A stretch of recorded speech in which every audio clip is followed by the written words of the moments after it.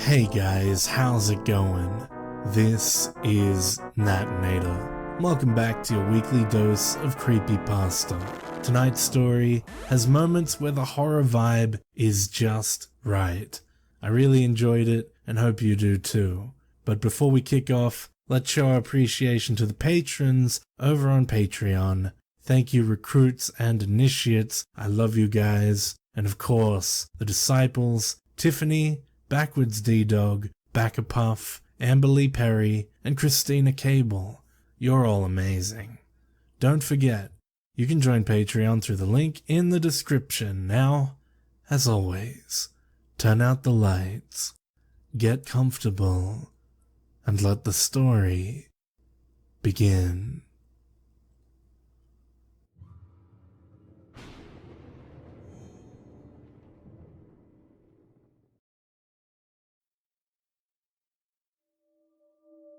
I always get a little uncomfortable when the topic of the paranormal comes up, particularly when some people seem to be so adamant that ghosts simply can't exist. I don't attempt to convince them otherwise. As a matter of fact, I don't share my experiences with them at all. This is actually the first time I've attempted to chronicle everything my family went through. It was only for a brief window in time, just a few months, but it burned a scar into my consciousness that will never go away. I remember my mother and father being so excited at the prospect of all of us moving into our first house. They'd been raising 4 young children in an apartment. Just the idea of finally having our own bedrooms and more than one bathroom had us all elated. When we first glimpsed the house at the corner of 13th and Elm, my siblings and I almost couldn't believe it. The place seemed enormous. It was an old colonial-style house, with wide-open rooms on the first floor, and all of the bedrooms on the second floor, connected by a grand old wooden staircase. My brother and sisters and I raced through the place, exploring each room with a sense of excitement and wonder. It was my brother Tommy who first noticed the door in the corner of the kitchen that led to the basement. He swung it open, and he and I stood at the top of the stairs, peering down for a few moments. We carefully descended down into the basement, unsure of what we would find. Once we got to the bottom of the stairs, we were a little disappointed with how benign it seemed to be. It was a bare room with a concrete floor, a utility sink in one corner, and a single window that would have been peering out into the garden in the front yard. We gazed around at this rather boring space for a minute before Tommy noticed it. "Hey, what's with the floor over there?" He pointed to a patch in the concrete, about 4 feet long and 3 feet wide. It was a different color and texture than the rest of the concrete. It had obviously been torn up at some point and then patched up. I didn't think much of it until Tommy spoke up. "You know, the lady that lived here died, right?" I didn't know that. I recall my mum and dad mentioning something briefly about the family that owned the house having to move out in a hurry. The circumstances behind it were never discussed, as far as I can remember. Tommy continued. "Yeah, she died in a really bad car accident. Dad said so." "So?" I countered, growing a little uneasy. "Well, I bet that's where they buried her. Right there," Tommy said, pointing to the odd patch in the concrete. For some reason, this ridiculous theory seemed to make sense in our child minds. I distinctly remember right at that moment, the atmosphere in the room changed. The air felt electric. I could feel all the hairs on my arms stand up. I was suddenly claustrophobic and felt a wave of panic and unease wash over me. I didn't even respond to Tommy. I dashed up the stairs as fast as I could. Tommy was right on my heels, chuckling at how easy it was to freak out his little brother.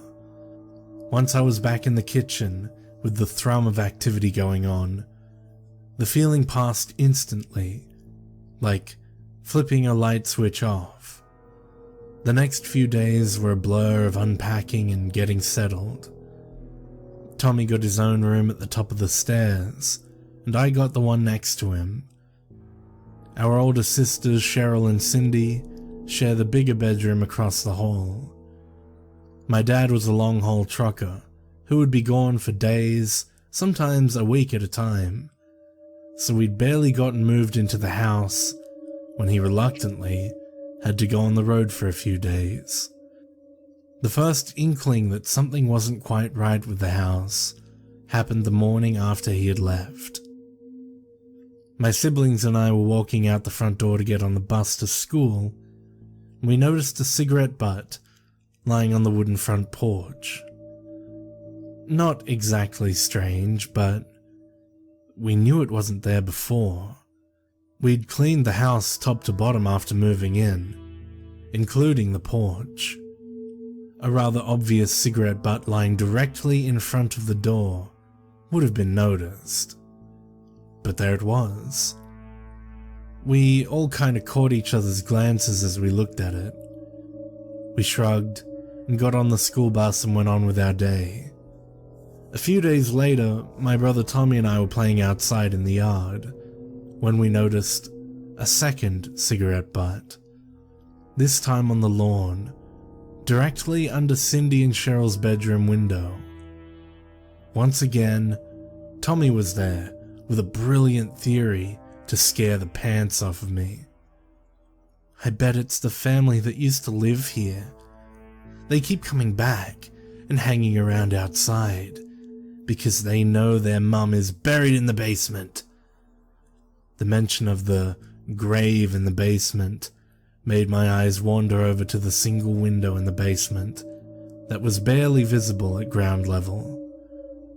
It was at that moment that I was certain someone was looking back at me through the window. Tommy read the expression on my face and followed my gaze to the window. "We should go check it out down there," he said. I reluctantly followed him. As uncomfortable as I was going down there, I was more sensitive to looking like a wuss in front of my older brother. As we got to the door of the basement, even Tommy paused. "We should take Patches with us," he said, referring to our family mutt. "Patches will protect us." Patches was an easygoing, agreeable fellow. I guess he would have to be, with 4 rambunctious children constantly terrorizing him. We found him dozing next to the couch in the living room. Tommy grabbed him by the collar and led him over to the basement door. When Tommy swung the door open, Patches immediately resisted. He plopped his butt down on the kitchen floor and refused to move an inch.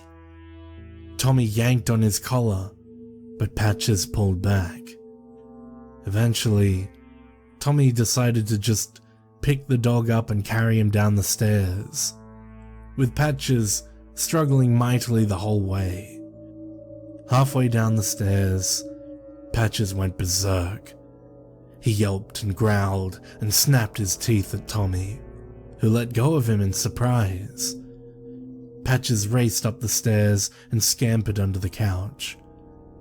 Without the dog's protection, Tommy and I abandoned our mission. That night, we were all around the kitchen table having dinner. Patches had been in a sour mood ever since the incident on the basement stairs. As we were eating dinner, Patches rested on the kitchen floor, his eyes never leaving the basement door. His ears were perked up, and his attention was focused on the door.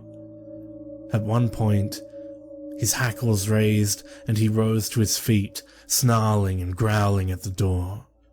We all stopped our dinner chatter and turned to look at the dog. Patches was in full-on protection mode. He was snarling like someone was coming up the stairs. This lasted for a moment before he calmed down and went back to lying down on the kitchen floor.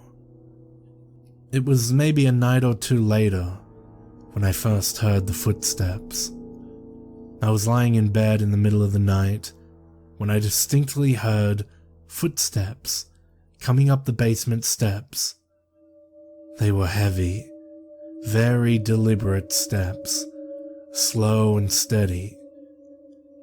Thump, thump, thump.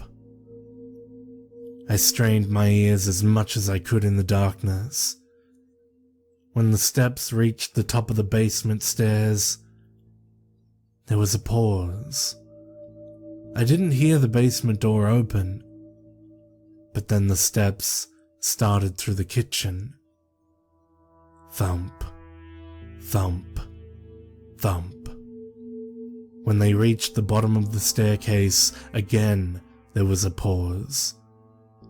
Then just as slowly and deliberately, the footsteps started up the stairs.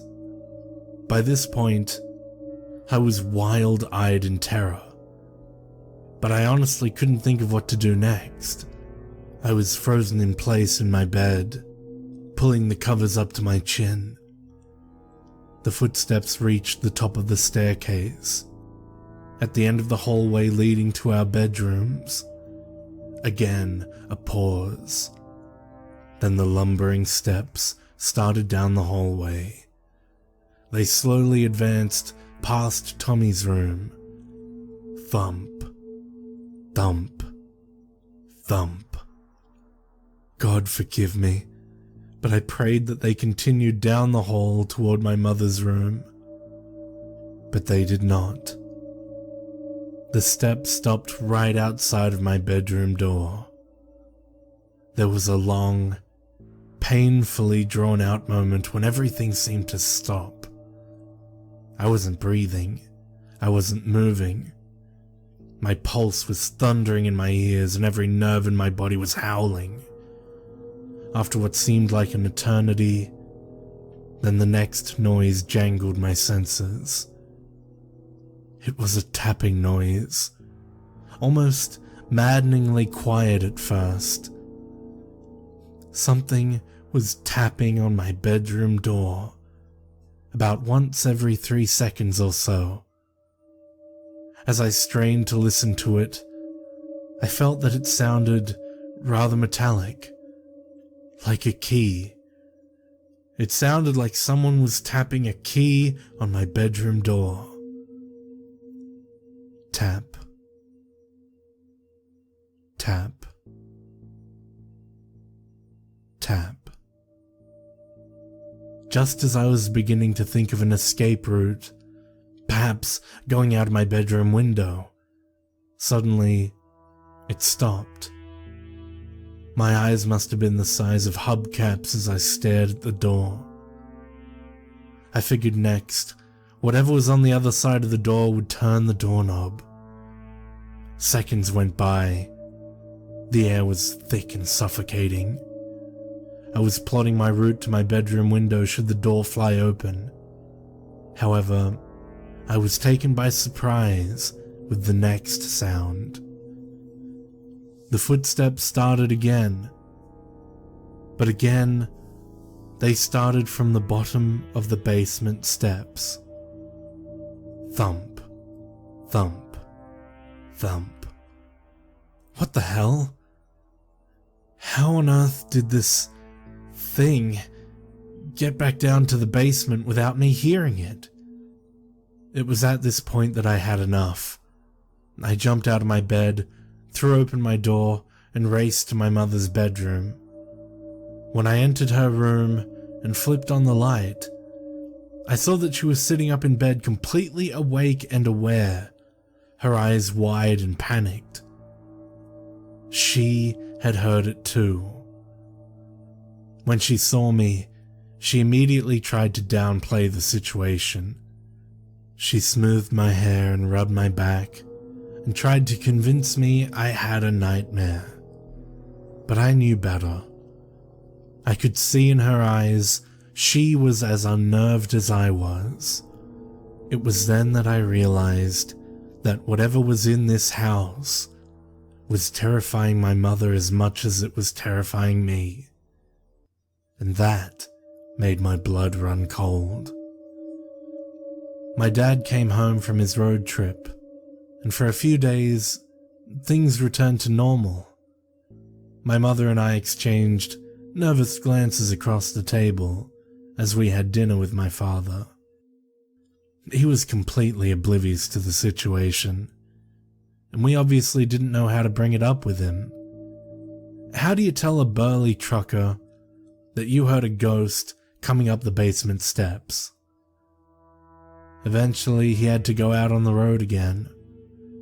I could sense the tension in my mother as she helped him pack up for his next road trip. She tried to play it off with us kids, but I knew better. I was dreading what was coming next as much as she was. The first night home without my father seemed to be uneventful. I was uneasy and slept fitfully that whole night, but nothing of importance happened. At least, not for me. The next morning at the breakfast table, I noticed my sister Cheryl seemed to be a little unkempt.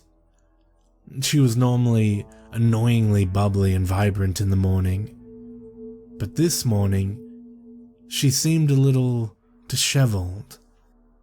Eventually, she turned to my mother.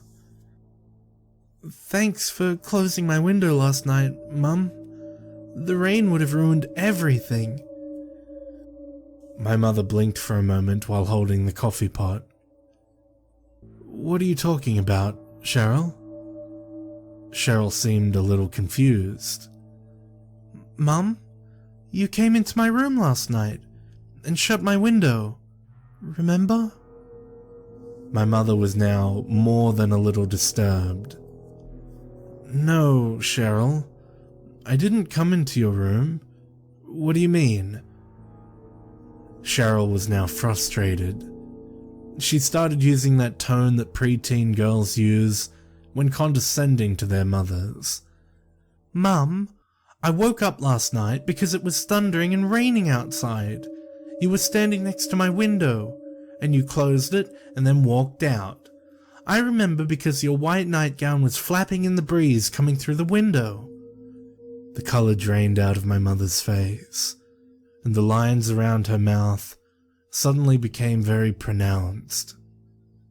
I'd never seen her looking so old. "Dear, I don't have a white nightgown.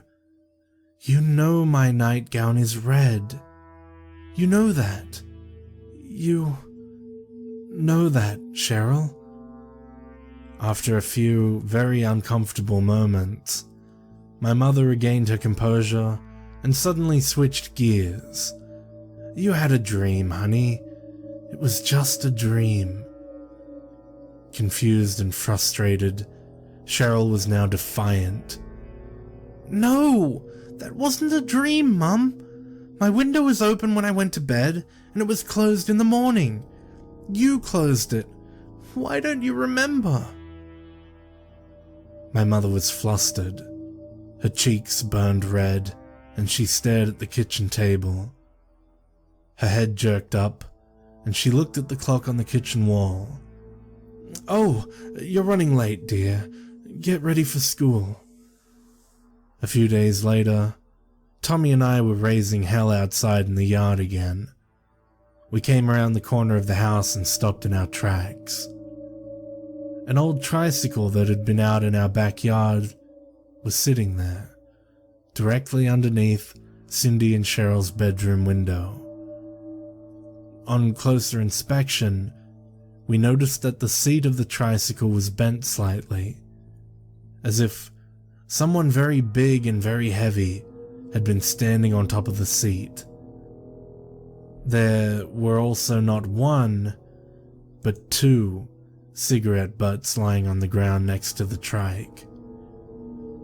Eventually, Tommy stated the obvious. Was a guy standing on this to look in Cheryl's window?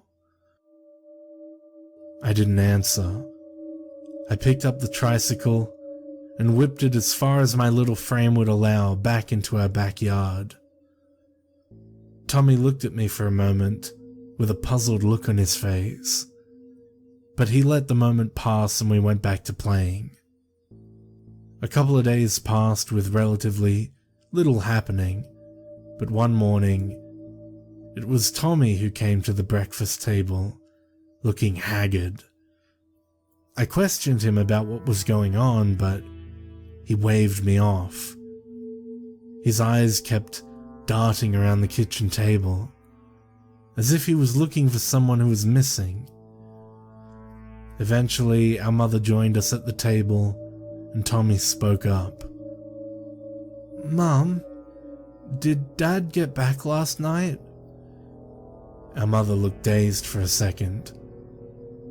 No, honey. Daddy didn't come home yet. Why do you ask?" Tommy furrowed his brow and looked down into his cereal bowl for a long moment. He leveled his eyes at our mother and said, But he came into my room last night." I was getting all too familiar with the unnerved look that swept across my mother's face. She pursed her lips for a moment before croaking, "Did you have a dream last night, Tommy?" Tommy sighed and shook his head. He seemed to be far too world-weary for a boy his age. "Mom, you know I sleep with a radio on next to my bed, right?" My mother nodded her head very slowly and deliberately, her eyes never leaving Tommy's. The lines around her mouth became very pronounced again. Tommy continued, "Well, last night I woke up because the radio dial was spinning up and down, like someone was looking for a radio station. I sat up and looked, and Dad was standing next to my bed, fiddling with the radio dial." There was a long moment of silence as my mother stared at Tommy. Her lips were pursed tight, as if she had tasted something sour. Eventually, she broke the silence. "Was that it? Was there anything else, Tommy?" Tommy looked more befuddled than ever. He gave the room another scan, as if he believed that our father would come around the corner at any moment. "Well, I talked to him," Tommy said. Mum's eyebrows went up. "Oh?" she said. "Did he say anything back?" "No," Tommy responded. "I said, 'Hi, Daddy,' but he didn't say anything back. He just turned around and walked out of the room, and I went back to sleep." Our mother stared at Tommy for an uncomfortably long moment.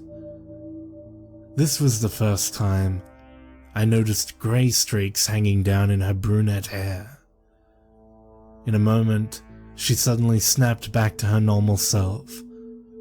Her face brightened, and she said, "It was just a dream, baby. You were dreaming. Don't worry about it." Tommy wasn't as convinced. He frowned deeply as he turned back to his cereal. The rest of us were mostly silent as we finished our breakfast and went off to school. The footsteps hadn't stopped in the meantime. The pattern would always repeat. The footsteps would lumber up the basement steps, then up the stairwell, then stop outside of my bedroom door. Why was it always my bedroom door? And then it would start tapping on the door. It would tap for a while, and then the pattern would repeat, back from the bottom of the basement steps. As routine as it became, I couldn't get used to it. I was as terrified on the 10th night as I was on the first. I was convinced that whatever was tapping on the door would burst in eventually. It was almost more maddening to me that it never did. It just kept on repeating that same damn loop over and over again. For how long? Was it doing it even when I wasn't home? One afternoon, I dozed off on the couch in the living room while watching my after-school cartoons. I started to groggily come to a bit when I became aware of a presence within the room with me. I kept my eyes closed tightly, but my brain snapped back to awareness as my ears went on high alert. Someone was standing at the entrance to the living room, shifting uneasily from one foot to another. I could hear the wooden floorboards squeaking underneath the person's feet. The person started slowly advancing toward me on the couch. Each floorboard squeaked distinctly as the footsteps grew closer. The footsteps stopped at the edge of the couch near my feet. Whoever this might be was now clearly standing at the end of the couch, staring at me. I sensed the presence as it started to lean over the couch, lean over me. I heard its clothes rustle slightly as it loomed over me. Its face had to be inches from mine, but I never heard nor felt its breath. It was there, but it was not breathing. It was not alive. In my panic, I started to make a high-pitched whimpering sound that I couldn't control. It was at that moment that a sharp blast of cold air washed over me, sending up goose pimples over my entire body. And then, nothing. The presence was gone. I knew it immediately. It wasn't there anymore. I leapt off that couch and out of the living room, probably without even touching the ground. I started noticing my mother growing more and more uncomfortable and restless. She didn't have to say it. I knew she was experiencing things too. At first, I noticed she used to stay up later and later at night when my father wasn't home.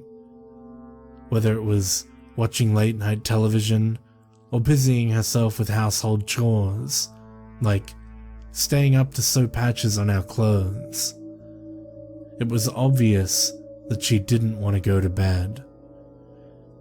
She installed glow-in-the-dark light switch covers in her bedroom and in the second-floor hallway. At first, it seemed like a benign safety measure, until it occurred to me what those glow-in-the-dark covers actually were for.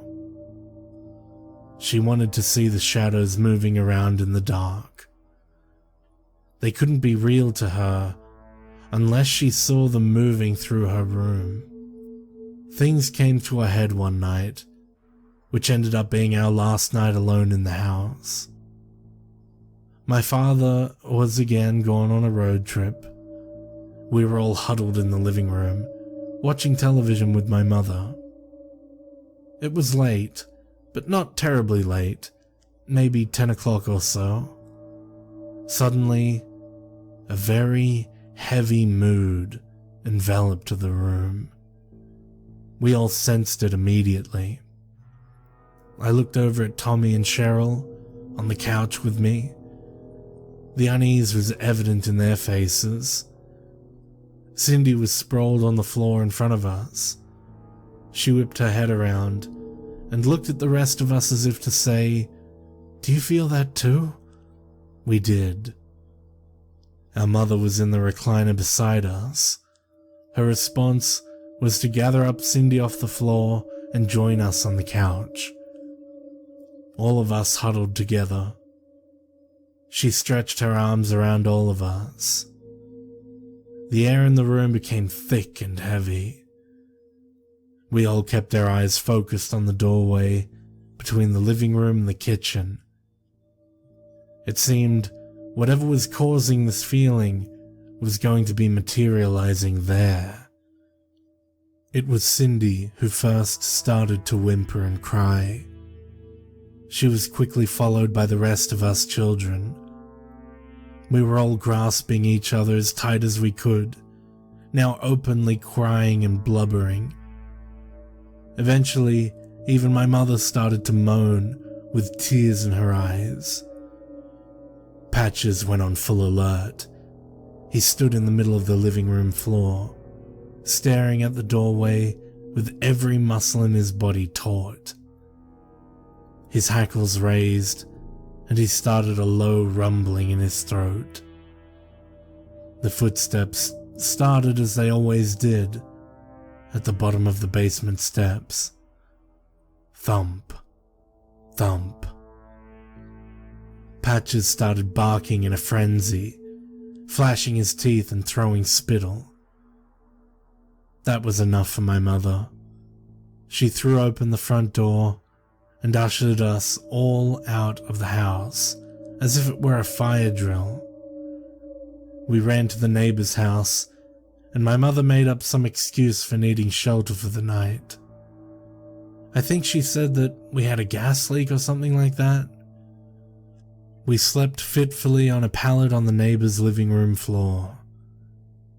At the first sight of light of the next day, we started loading up all of our earthly possessions and taking them to my grandparents' house.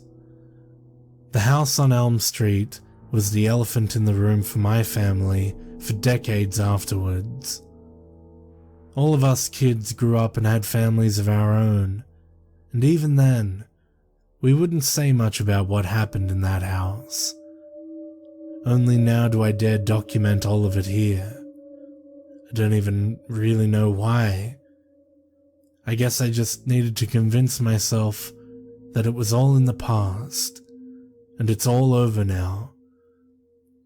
So, again, if you don't believe in spirits or ghosts or the paranormal or whatever, I won't try to convince you. But I know for a fact there are things shuffling around in the darkness.